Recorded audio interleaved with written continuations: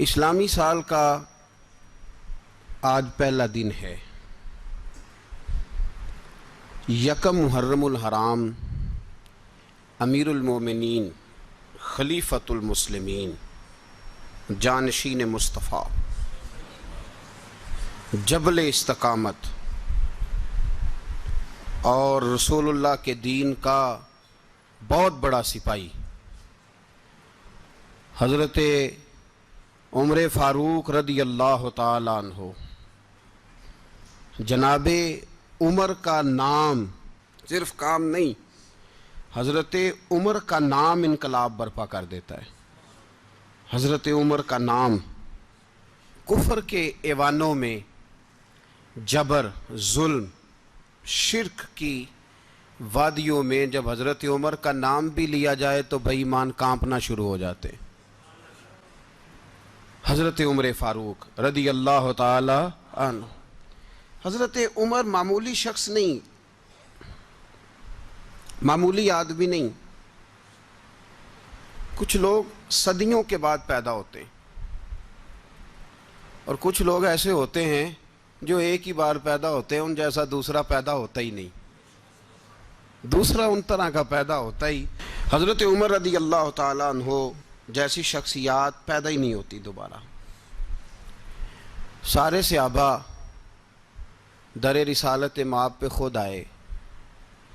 یہ وہ عظیم شخص ہے جسے اللہ کے محبوب نے اللہ سے مانگ کے لیا ہے، کہا اے اللہ یہ مجھے دے دے، اللہ سے مانگ کے لیا ہے۔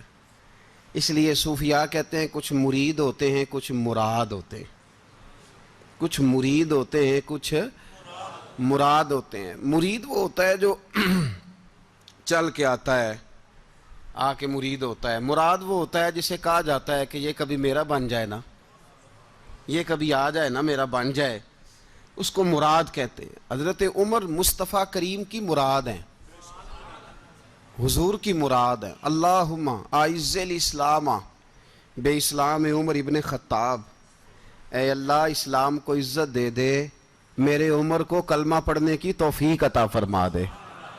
اور کیسے دعا مانگی؟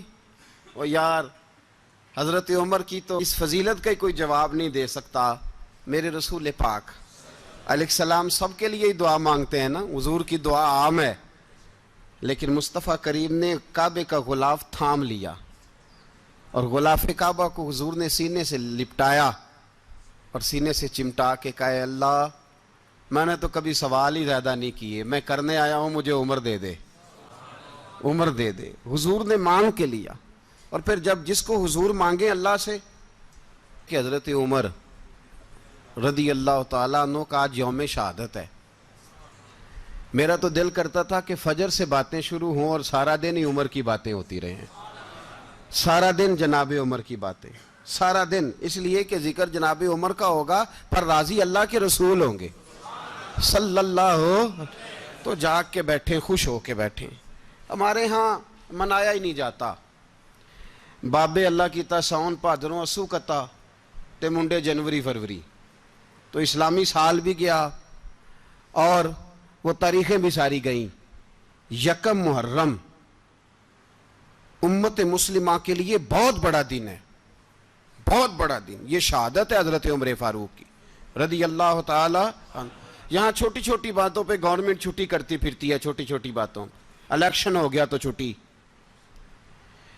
فلاں جگہ پہ تھوڑا سا کسی نے خبر دے دی کہ کوئی پریشانی ہے تو چھٹی، فلاں جگہ یہ ہو گیا تو چھٹی، یہاں تک کہ فلاں وزیر صاحب فلاں علاقے میں آئیں گے تو سارے علاقے کو چھٹی۔ اور اب تو اس سے بڑا حال ہونے لگا ہے، اگر جن لوگوں کی سندھ میں حکومت ہے ان کے لیڈر کا دن آیا تو اس دن چھٹی، اور جن کی پنجاب میں حکومت ہے ان کا دن آیا تو چھٹی۔ ہمارا مطالبہ ہے حکومت پاکستان سے، اگر سر اٹھا کے جینا چاہتے ہو تو یکم محرم کو چھٹی کیا کرو، اگر سر اٹھا کے جینا چاہتے ہو تو یکم محرم کو چھٹی کرو جناب عمر کے دن، اور ملت کے جوانوں کو بتاؤ کہ اگر عزت کی زندگی جینا چاہتے ہو تو اس طرح جیو جس طرح فاروق اعظم جی کے گئے ہیں، عزت اور وقار کی زندگی۔ جمہوریت حضرت عمر سے سیکھنی پڑے گی۔ حکومت کرنے کے طریقے حضرت عمر سے. رعایا کو سیکھنا پڑے گا کہ امیر کس طرح بنایا جاتا ہے اور امیر کس طرح کے ہوتے ہیں.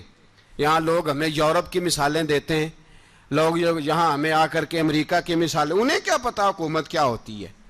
وہ کہتے ہیں جی وہ سائیکل پہ جاتا ہے ان کا حکمران. میں نے کہا وہ سائیکل پہ جاتا ہے؟ میرے عمر فاروق مدینے سے مکے گئے تھے تو پیدل ہی حج کرنے چلے گئے، پیدل ہی. اور جناب عمر فاروق رضی اللہ تعالیٰ عنہ عید کی نماز پڑھانے گئے. عید کی نماز عمر خطبہ عید دینے گئے. اور اس زمانے میں کون سا غریب ہے جو ننگے پاؤں جاتا ہو؟ کون سا غریب ہے جو مسجد ننگے پاؤں جاتا ہو؟ لوگوں نے تو 3 قسم کی چپلیں رکھی ہوئی ہیں. ایک مسجد جانے کی علیحدہ ہے، گھر پہننے کی علیحدہ ہے، شادی بیاہ پہ جانے کی چپل علیحدہ ہے. حضرت عمر فاروق رضی اللہ تعالیٰ عنہ نکلے عید کا خطبہ دینے کے لیے تو بیوی سے کہنے لگے جوتا. اس نے کہا صاحب اتنی دفعہ ٹوٹا ہے اب گانٹھا نہیں جا سکتا، اتنی دفعہ ٹوٹا ہے کہ اب دوبارہ پیمند نہیں لگ سکتے. تو حضرت عمر کہنے لگے چل کوئی حرج نہیں، بغیر جوتے کے ننگے پیر ہی چلتے ہیں، کوئی حرج نہیں. تو کہنے لگے لوگ کیا کہیں گے؟ فرمایا چپ کر. لوگ جس دن عمر نے یہ دیکھ لیا نا لوگ اس کے بارے میں کیا کہتے ہیں، اس دن عمر نہیں رہے گا. تو کہا پھر آپ کا نظریہ کیا ہے؟ فرمایا میرا نظریہ یہ ہے کہ رب رسول میرے بارے میں کیا کہتے ہیں. لوگوں کا کیا ہے؟ لوگ کل کسی کے بارے میں کچھ کہتے ہیں اور پرسوں کچھ کہتے ہیں. میرا نظریہ یہ ہے کہ رب رسول میرے بارے میں ننگے پیر عمر جا رہے ہیں. کون جی؟ میں بڑا ماڑا. اچھا جناب کیا غربت ہے؟ 10 قسم کے جوڑے لٹکے ہوئے ہیں کمرے میں اور پہننے کی فرصت نہیں. سویرے کیا پہننا ہے، شام کیا پہننا ہے، 15 سوٹ کٹھے استری ہو کے لانڈری والا بھیج رہا ہے اور تو غریب ہے. تو بہت بڑا غریب ہے. اس لیے کہ غربت پیسوں کی وجہ سے نہیں ہوتی، غربت تو دل کی ہوتی ہے. تو واقعی بڑا غریب ہے اور تو غریب ہی رہے گا. امیر تو عمر فاروق تھے جو ننگے پاؤں چلے گئے عید کی نماز پڑھانے. تو رستے میں جو ملا کہنے لگا عمر جوتا تو پہن لو. فرمایا تمہیں عمر کا جوتا نہ پہننے کا نقص تو نظر آیا ہے، کوئی حرج نہیں. اگر عمر کو کبھی بتانا ہوا تو وہ والا نقص بتانا جو عمر کی سیرت میں پیدا ہو، کردار میں پیدا ہو، وہ والا نقص بتانا. یہ چھوڑو جوتے آتے جاتے رہتے. ننگے پاؤں گئے، پاؤں دھوئے، نماز پڑھائی، لوٹ آئے. او بھائی یہاں تو ہمارا بناؤ سنگار اٹرنا جتنی توجہ کپڑوں کی طرف ہے اتنی توجہ کبھی ہماری علم کی طرف ہوتی نا، جتنا ذوق شوق ہمارا بناؤ سنگار کی جانب ہے اتنا بناؤ سنگار کبھی ہمارا اخلاقیات کی جانب ہوتا تو معاملات بڑی حد تک سنورے ہوئے ہوتے. حضرت سیدنا فاروق اعظم رضی اللہ تعالی اپنی زندگی کو ترتیب دیا. ایک دن بھی خلافت نہیں مانگی اللہ سے. حضرت عوف بن مالک اشجعی ایک صحابی ہیں. حضرت عوف بن مالک رضی اللہ تعالیٰ عنہ فرماتے ہیں کہ جناب ابو بکر صدیق کا زمانہ تھا تو میں نے خواب دیکھا.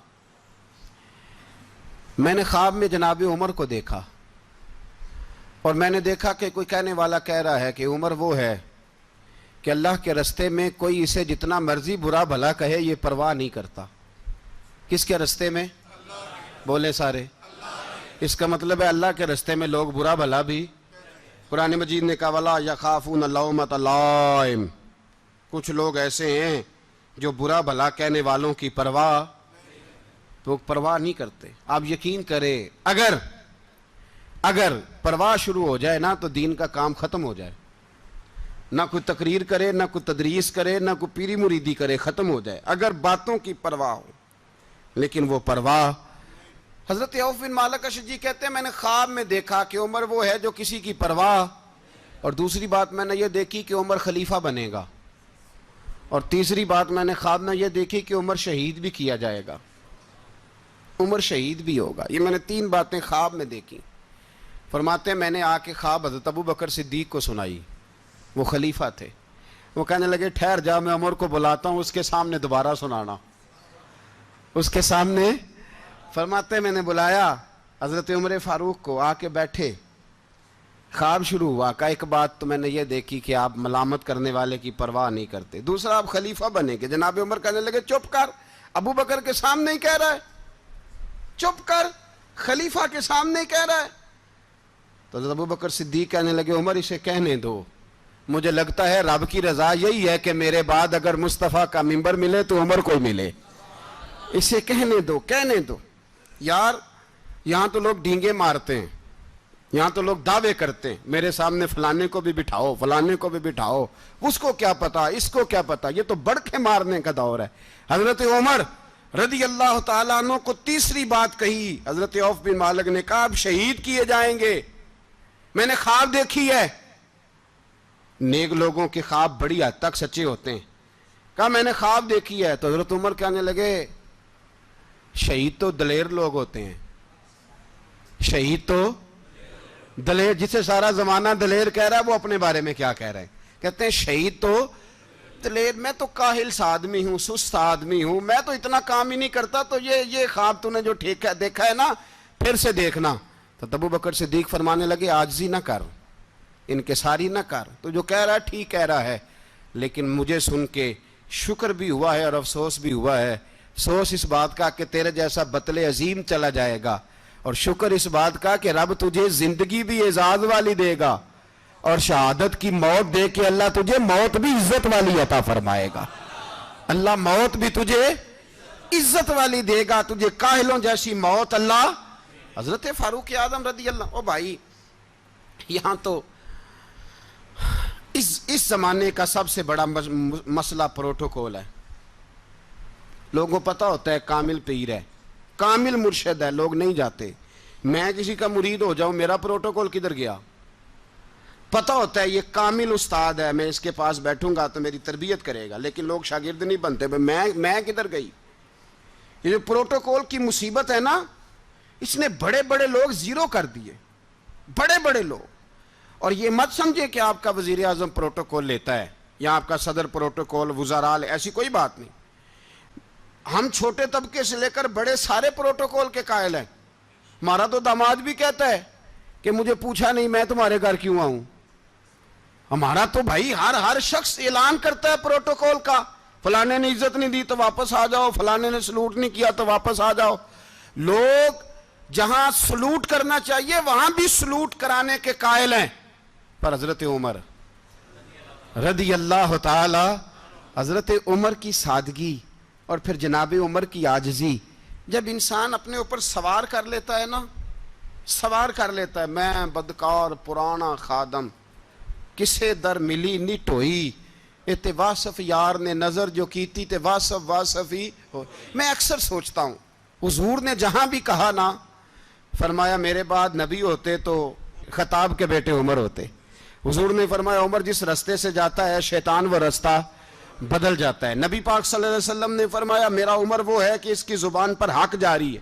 حضور علیہ السلام نے فرمایا 950 سال حضرت جبریل میرے عمر کی شان بیان کریں تو ان کی عظمت ختم نہیں ہوتی. 950 سال جبریل عظمت بیان کرے تو ختم نہیں ہوتی. یہ بات ہے حضرت عمر کی.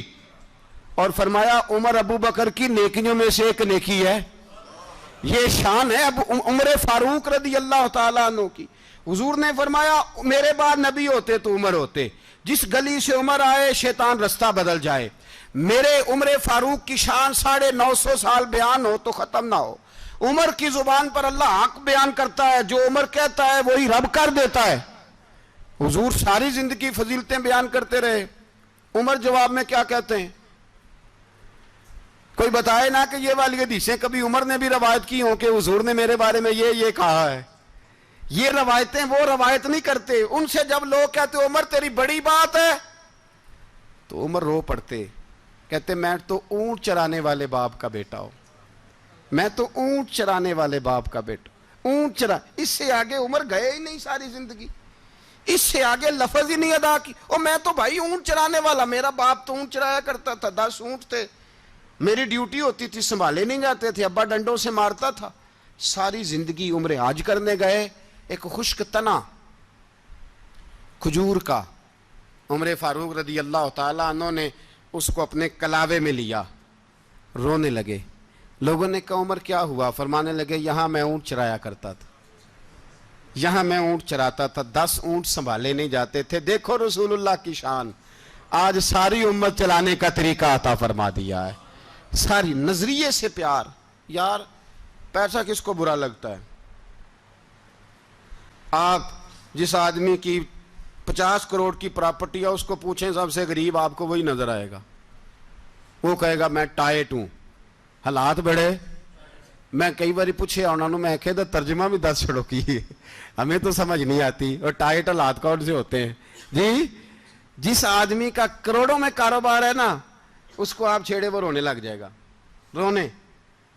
تو کئی میں نے ایسے دیکھے ہیں کرائے کا مکان ہے، ان سے پوچھے صاحب کیا حال ہے، تو کہتے ہیں جتنی اللہ نے شان والی زندگی ہمیں عطا کی ہے کسی کو نہیں دی ہوئی.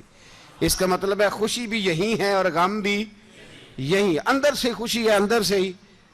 تو نے اگر راضی رہنا ہے تو ادھر سے رہنا ہے، ناراض رہنا ہے تو بس اپنے آپ کو خوش رکھے گا تو ہو جائے گا.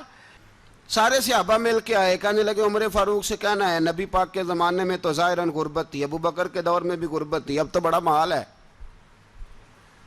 عمر سے سفارش کرو کہ عمر نیا کرتا پہنا کرے. ملکوں کے سفیر آتے، عمر وہی پھٹی پرانی چادر اوڑھ کے اور وہی کئی جگہ پہ پیوند لگے سوٹ پہن کے سفیروں کے سامنے بیٹھ جاتا ہے. عمر کو مشورہ دو. طے ہو گئی بات. سب نے جب مشورہ دے لیا تو سارے کہنے لگے یہ بتاؤ شیر کی مونچھ کو ہاتھ کون لگائے گا؟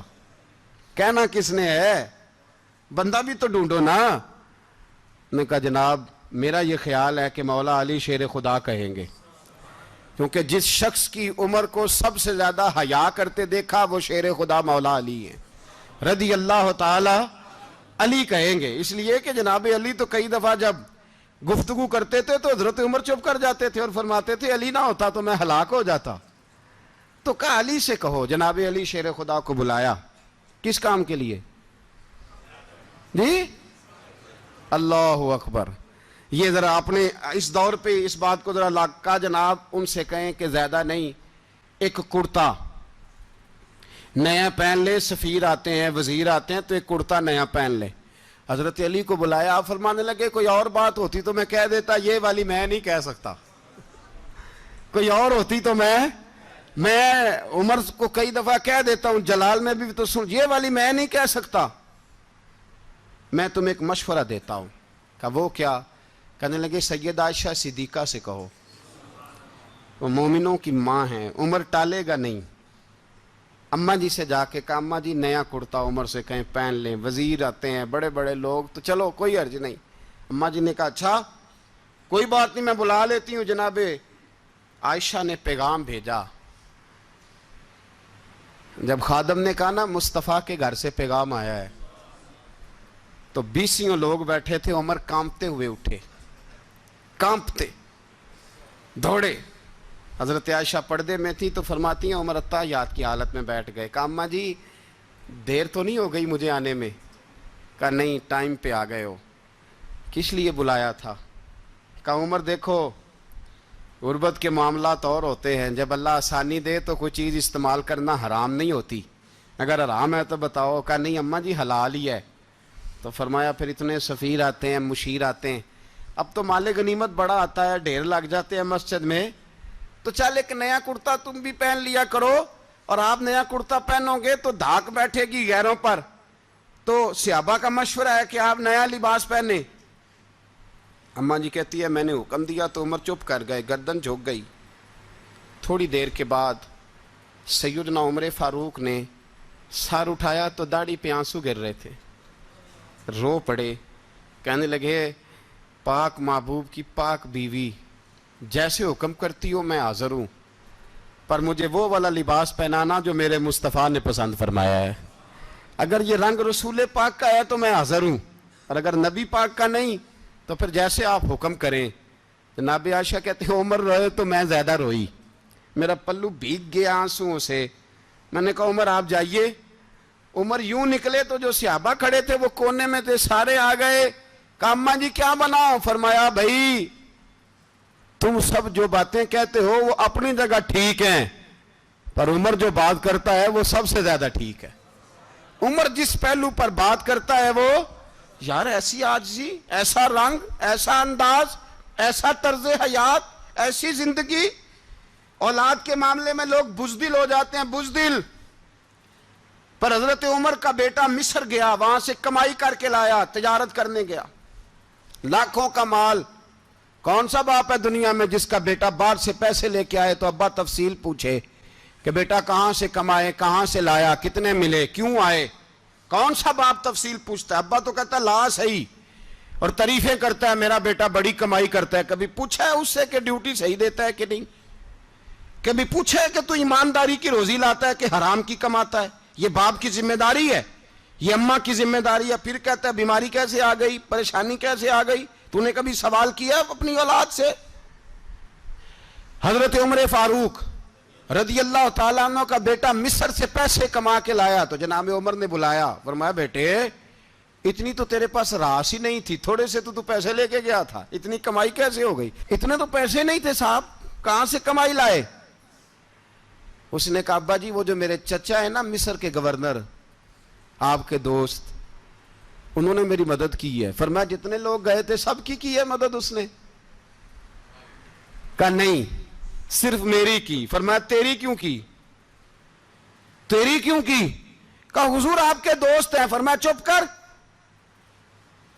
حضور انہوں نے مجھے اتنے پیسے دیے، میں نے کاروبار میں ڈالے تو نفع آیا تو میں ان کی رقم دے کے۔ فرمایا خاموش ہو جا، باقی جتنے لوگ گئے تھے سب کی مدد کی اس نے؟ کہا نہیں حضور صرف میری کی۔ فرمایا اس نے تیری مدد نہیں کی، اس نے خلیفہ کے بیٹے کی مدد کی، اس لیے کہ وہ خلیفہ کو اپنے حق میں نرم کر سکے۔ فرمایا آدھا مال تیرا ہے، آدھا مال غنیمت کا ہے، مال خزانہ کا ہے، مسلمانوں کا ہے، اس لیے کہ تو جو وہاں سے مال کما کے لایا ہے وہ اپنے باپ کے خلیفہ ہونے کی وجہ سے کما کے لایا ہے، لہذا رکھ ادھر۔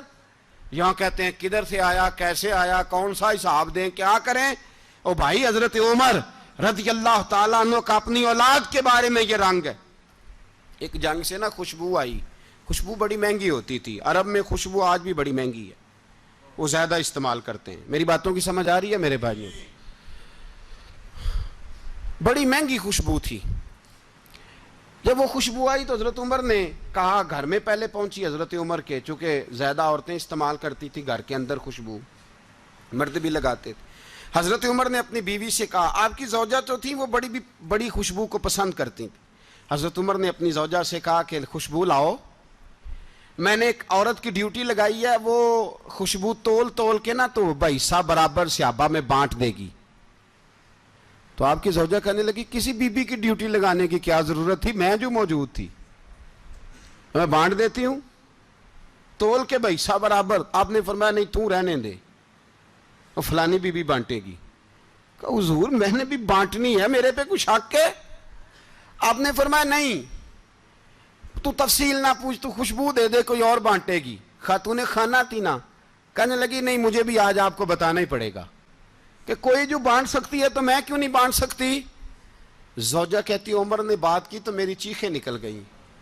حضرت عمر فرمانے لگے جب تو خوشبو بانٹے گی نا تیرے ہاتھوں کو بھی لگے گی، تیرے دوپٹوں کو بھی لگ جائے گی۔ اگر رب کریم نے مجھ سے سوال پوچھا کہ عمر خوشبو تو مسلمانوں کی تھی، تیری بیوی کے دوپٹے کو کیوں لگ گئی، تو میں اللہ کے حضور کیا جواب دوں گا؟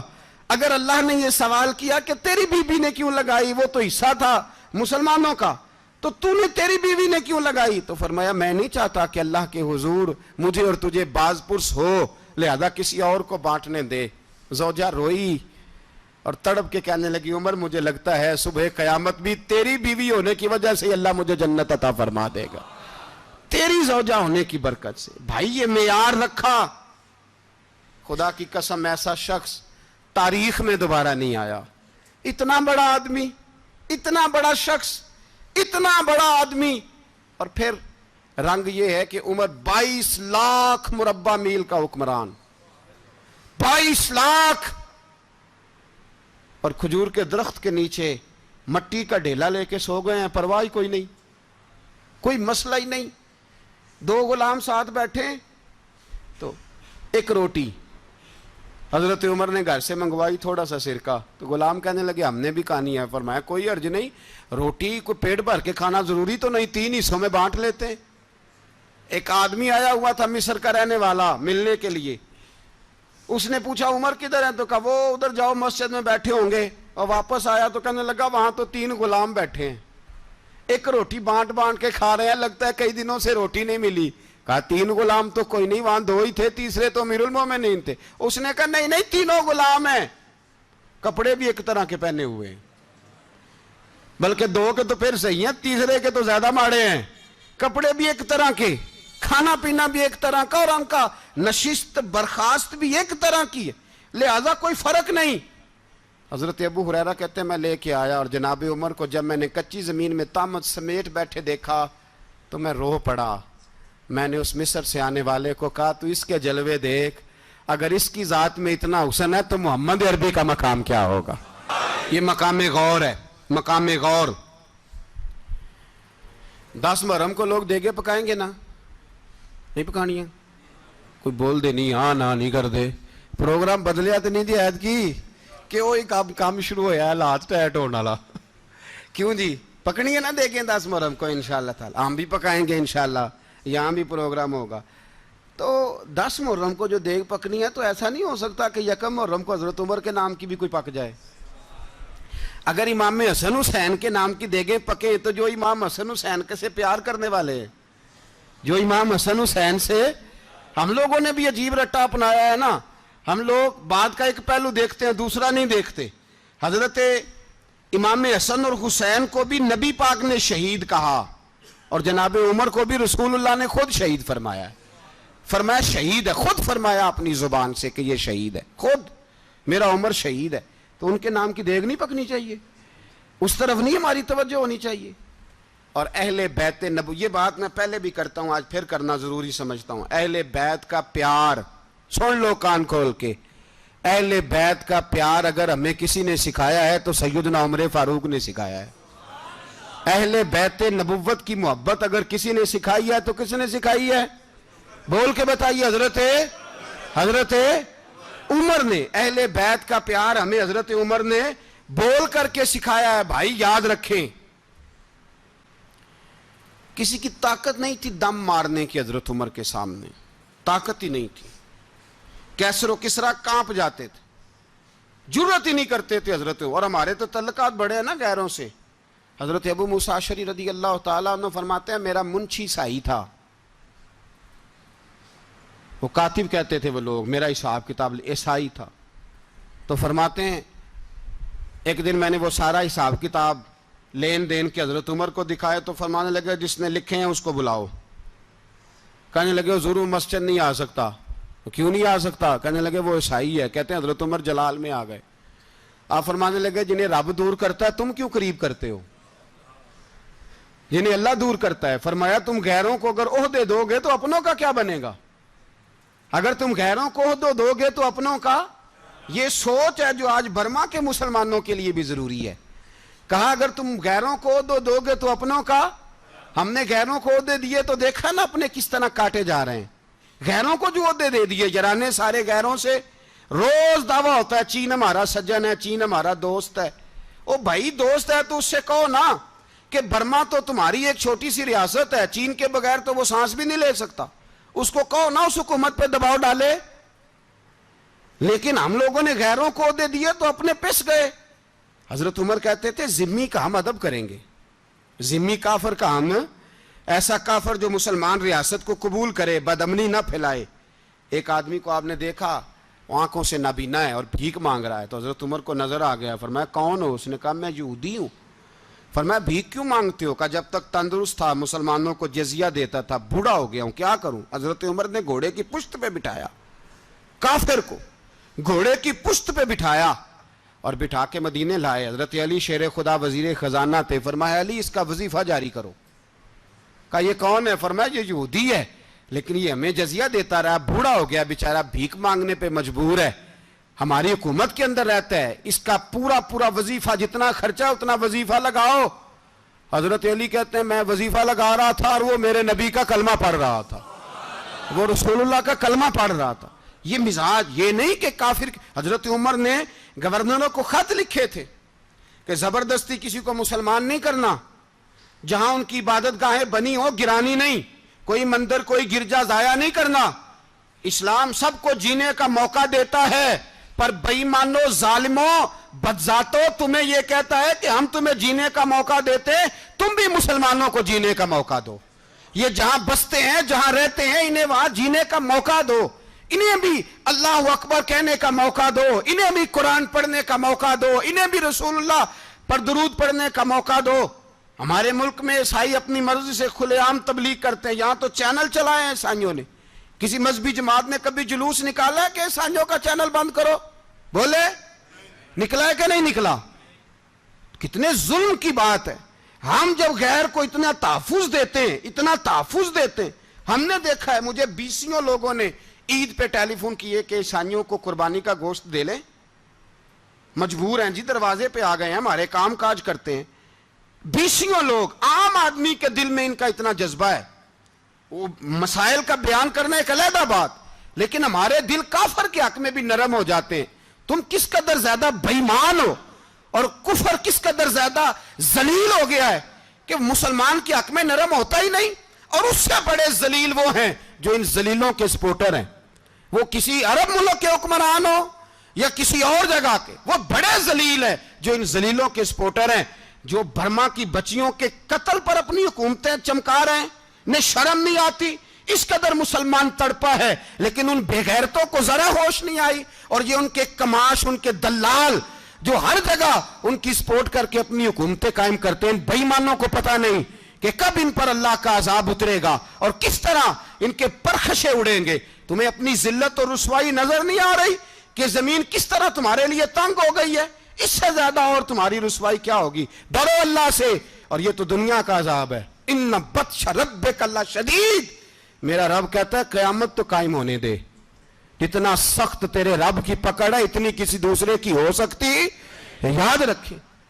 اور تھوڑا احتیاط کریں ہم سب لوگ بھی, جو ہم لوگ آدھی زبان بول کے بھی ان کی سپورٹ کرتے ہیں. اب شرم آنی چاہیے ہمیں ان حکومتوں کی سپورٹ کرتے جو مسلمانوں کی لاشوں کے اوپر حکومتیں قائم کرتے ہیں. شرم آنی چاہیے. بہرحال بات دور نکل جائے گی اور میں اپنے مضمون پہ رہتا ہوں. اہل بیت کا پیار اگر سکھایا ہے تو جناب عمر نے سکھایا ہے رضی اللہ تعالی عنہ.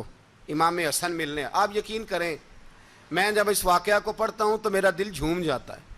میں کہتا ہوں یار ڈاڈا ہونا اپنی جگہ پہ, عشق ہونا اپنی جگہ پہ, انسان کا باوقار ہونا اپنی جگہ.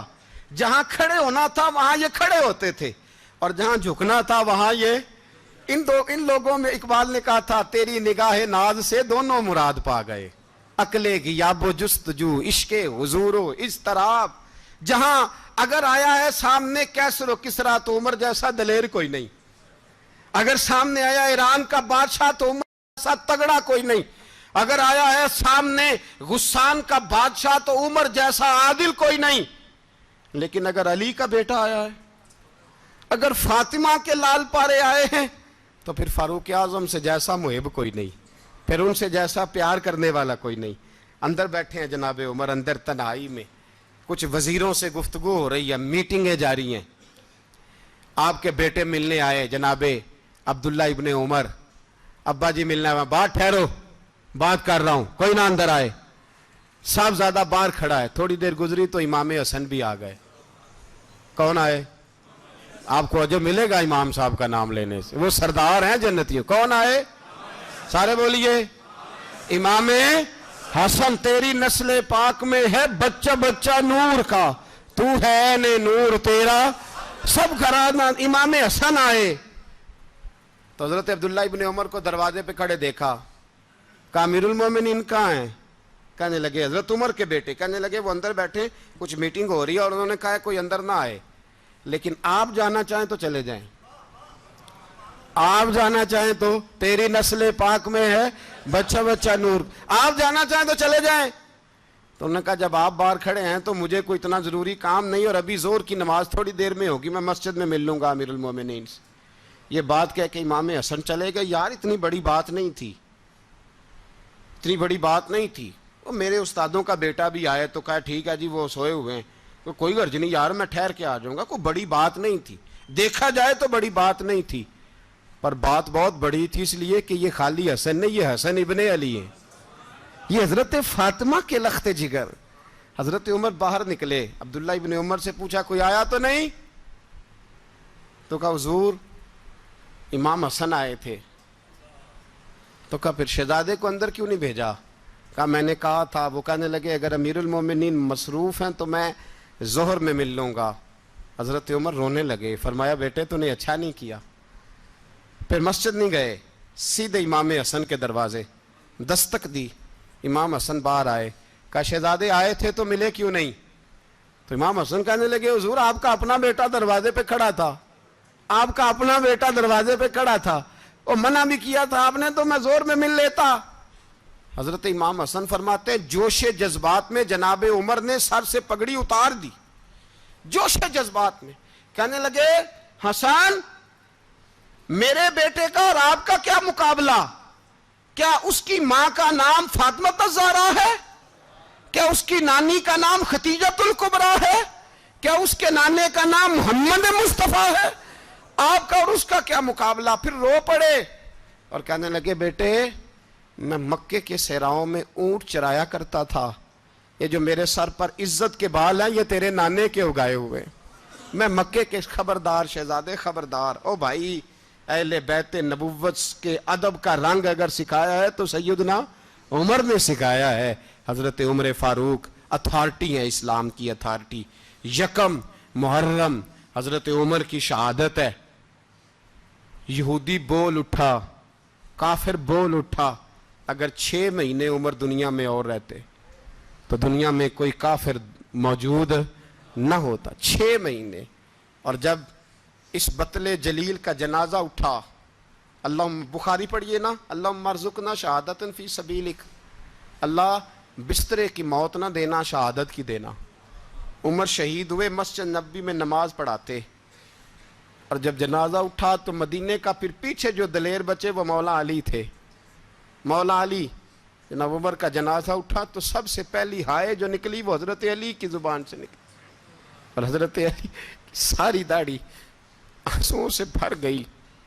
لوگوں نے کہا کہ علی کیا ہوا؟ فرمانے لگے تم دیکھ نہیں رہے جنازہ کس کا اٹھا ہے؟